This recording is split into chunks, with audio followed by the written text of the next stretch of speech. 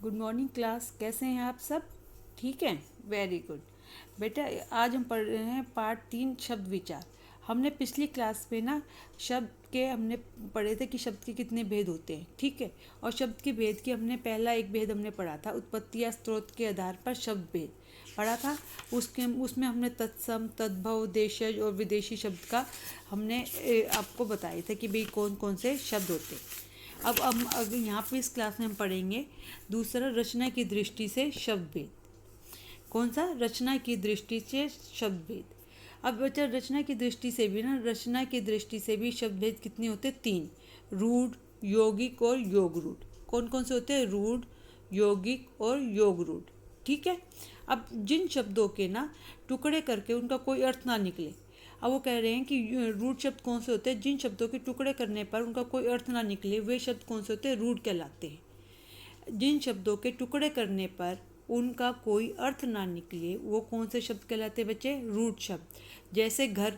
अब घर शब्द है हमारा घ जमा र, लेकिन जब दोनों पूरा एक शब्द का अर्थ निकल रहा है, ठीक है, जहाँ पे हम रहते हैं घर कह लेते हैं उसको। लेकिन अगर हम घर का टुकड़े करते घ और र, अब घ और र को अगर टुकड़े करने के बाद इनका कोई अपना अर्थ नहीं निकलता, घ का तो कोई अर्थ नहीं निकल रहा और न रा का कोई अर्थ निकल रहा, इसलिए ऐसे शब्द क्या कहलाते हैं? रूढ़ शब्द। कि मैं फिर बता रही हूँ आपको, जिन शब्दों के टुकड़े करने पर उनका कोई अर्थ ना निकले, वे शब्द कौन से कहलाते हैं? रूढ़ शब्द, ठीक है। अब अगला है आपका यौगिक शब्द। यौगिक का अर्थ होता है योग से बनने वाला। यौगिक मतलब योग से बनने वाला, कि दो या दो से अधिक शब्दों से, जो दो या दो से अधिक शब्दों से बनते हैं, वो कौन से होते हैं? यौगिक शब्द। कौन? जैसे दूध जमा वाला, दूध वाला। घुड़ जमा सवार, घुड़सवार। कौन सा? घुड़ जमा सवार, घुड़ सवार, ठीक है।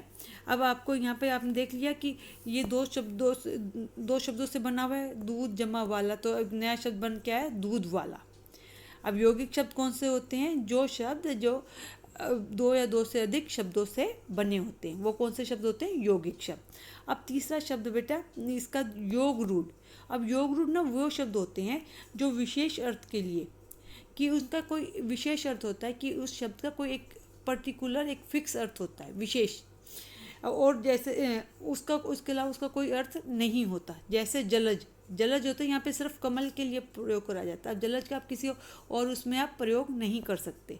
यानी कि योग रूढ़ शब्द होते हैं कि किसी वो शब्द जो विशेष अर्थ के लिए रूढ़ हो जाते हैं, यानी कि उसका उसके अलावा उस अर्थ के अलावा कोई दूसरा अर्थ नहीं होता। ये तो है आपका रचना की दृष्टि से शब्द भेद, ठीक है।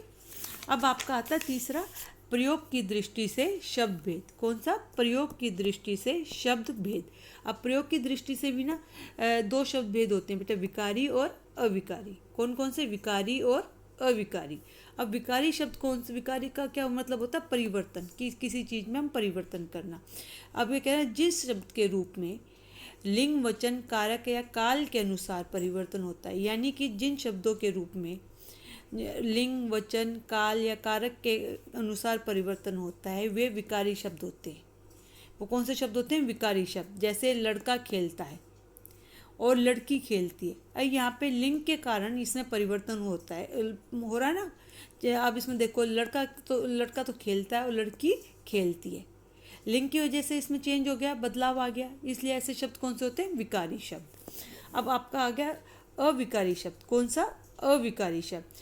जिन शब्दों के रूप में किसी प्रकार का परिवर्तन नहीं होता, वो कह रहे कि इन शब्दों में किसी भी प्रकार से कोई भी परिवर्तन नहीं होता, वे अविकारी शब्द कहलाते हैं। जैसे कुछ शब्द ऐसे, इसलिए, तथा, धीरे, अधिक, परसों आदि। ये सारे शब्द ऐसे हैं जिनमें इनमें लिंग, वचन, काल किसी भी प्रकार से कोई भी बदलाव आ जाए, लेकिन इन शब्दों में कोई भी बदलाव नहीं होगा। स्त्रीलिंग के लिए भी वही प्रयोग होगा, पुल्लिंग के लिए भी वही प्रयोग होगा। आपका काल में, भूतकाल में भी, वर्तमान काल में, भविष्य काल में इन्हीं शब्दों का ही प्रयोग होगा, ठीक है। ये कुछ ऐसे शब्द होते हैं जिसमें इसमें कभी भी बदलाव नहीं आता। जैसे लड़का धीरे बोलता है, लड़का है तो धीरे बोल रहा है, और लड़की है तो भी धीरे बोल रही है, ठीक है।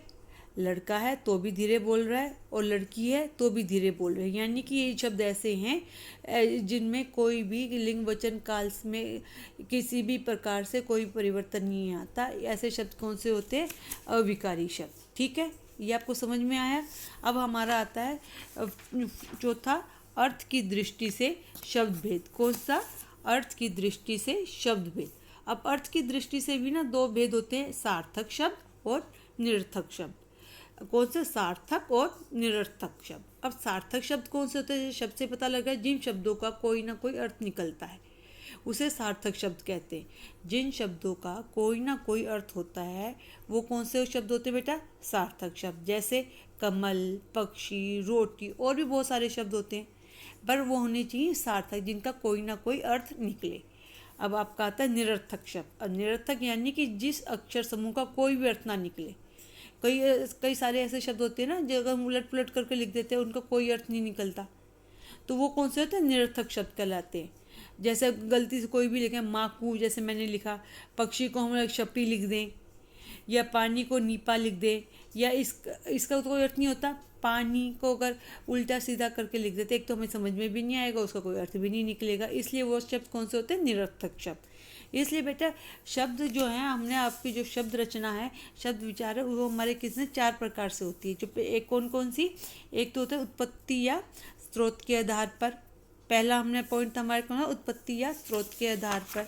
दूसरा था रचना की दृष्टि से शब्द भेद था। कौन सा था दूसरा? रचना की दृष्टि से शब्द भेद। फिर तीसरा है प्रयोग की दृष्टि से शब्द भेद। और फिर चौथा है हमारा लास्ट कौन सा? अर्थ की दृष्टि से शब्द भेद। ठीक है बेटा, समझ में आया आपको? इस वीडियो को ध्यान से देखेंगे तो आपको जितने भी आपके डाउट्स होंगे वो भी क्लियर हो जाएंगे। Thank you class.